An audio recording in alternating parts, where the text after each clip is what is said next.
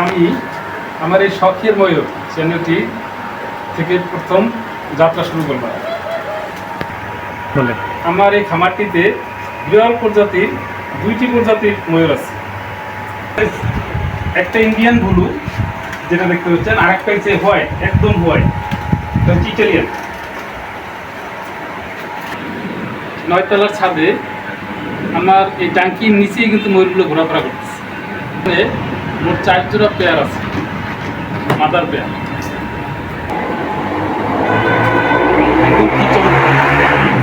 সাদা, একেবারে সাদা, আর এটা হচ্ছে ইন্ডিয়ান। কত চমৎকার রং দেখতেই পাচ্ছেন।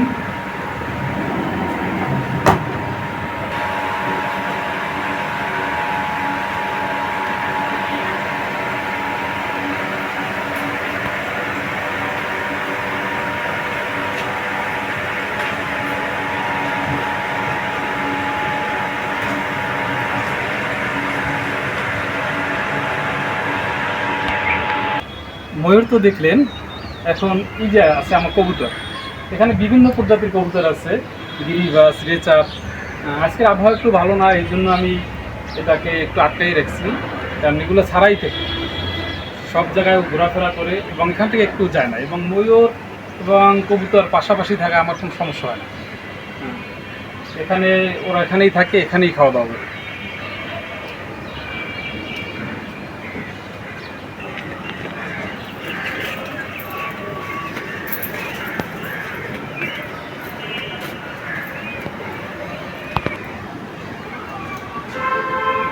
আমার ছাদ বাগানের পাশাপাশি যেটা আমি করছি সেটা হলো যে আমার ময়ূরের বাচ্চাগুলো আপনারা দেখতে পাচ্ছেন। বাচ্চাগুলো সব বয়সের বাচ্চা, আমি 1 মাস থেকে শুরু করিয়া 5 দিন বয়সী সমস্ত বাচ্চাগুলো আমি এখানেই রাখি। এবং এখানে এই যে ওরা একসাথেই চলাফেরা করে। এখানে আমি খাবার দেই, যে পানি দিই। এখানে 2টোর ভিতরে পানি আছে, একটার ভিতরে খাবার আছে। 2টা ফিট আমি মিক্স করে দিচ্ছি, যাতে বড়গুলো নিয়ে বড় ফিটে খেতে পারে আর ছোটো বাচ্চাগুলো নিয়ে ছোটো ফিটে খেতে পারে। 2টা ফিট মিক্স করে আমি এখানে রেখেছি। আর এখানে ওরা একসাথেই চলাফেরা করে, ঠোকরাঠুকরি করে না, খুব সুন্দরভাবে আছে। আবার রাতের বেলা যদি একটু আবহাওয়া ঠান্ডা হয় তাহলে ভিতরে একটু বাতি জ্বালাই দিই। আবার গরম হইলে ফ্যান আছে, ফ্যান চালু করে দিই।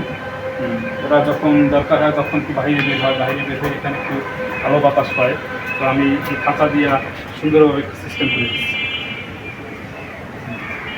খাবার দাবারে কোথাও কোনো সমস্যা হয় না। এই যে এটার বয়স হয়েছে মাত্র 1.5 মাস, 1.5 মাস বয়স হয়েছে। আর এটার বয়স হয়েছে মাত্র 1 সপ্তাহ, 7 দিন। এটার বয়স হয়েছে 7 দিন, তার উপরেরটা আছে 10 দিন। এভাবে 10 দিন 5 দিন ডিফারেন্সে সমস্ত বাচ্চাগুলো আমার এখানে আছে।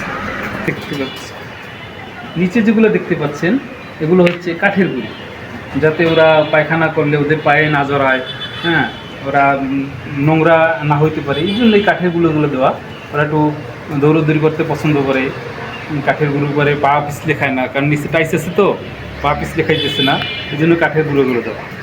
তো কাঠের গুঁড়ো কোনো সমস্যা হয় না আলহামদুলিল্লাহ। ওরা একটু শীত লাগলে বা কাঠের গুঁড়োগুলো পাও দিয়ে সালাই ওখানেই ওরা বসতে পারে। ওরা এই যে বড়টা যেভাবে চলতেছে, ছোটোগুলো ওভাবেই চলতেছে, ওরা একই সাথে চলে। এই যে বড়টা যেদিকে যাচ্ছে ছোটোগুলো তার পিছনে যাচ্ছে। আমার এগুলোর জন্য আলাদা কোনো করতে হয় না। এই যে একটা খাবার খেতে আসছে, সবগুলো আস্তে আসতেছে। তো এভাবেই আমি এগুলা সংরক্ষণ করি। জাস্ট বড়গুলো ওদেরকে কোনো ক্ষতি করে না, ছোটোগুলো একসাথেই থাকে, একসাথেই করে। আবার যখন শীত লাগে তখন ওই বড়গুলার ভিতরেই ওরা একবারে জাপটি মেরে থাকে। এই যে খাবার যেটা খাচ্ছে, ছোটোটায় ছোটোগুলো খাচ্ছে, বড়োটায় বড়োগুলো খাচ্ছে, কোথাও কোনো সমস্যা হচ্ছে না।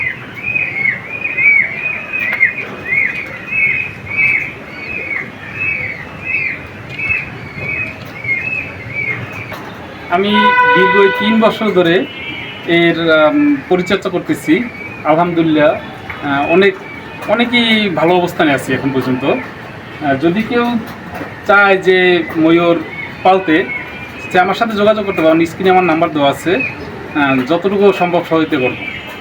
এবং আমার এই যে ময়ূরগুলো আছে এগুলায় আমার কোনো সমস্যা হয় না, এ পর্যন্ত আমার কোনো, এই 3 বছরের ভিতরে আমার কোনো সমস্যা হয় না আলহামদুলিল্লাহ।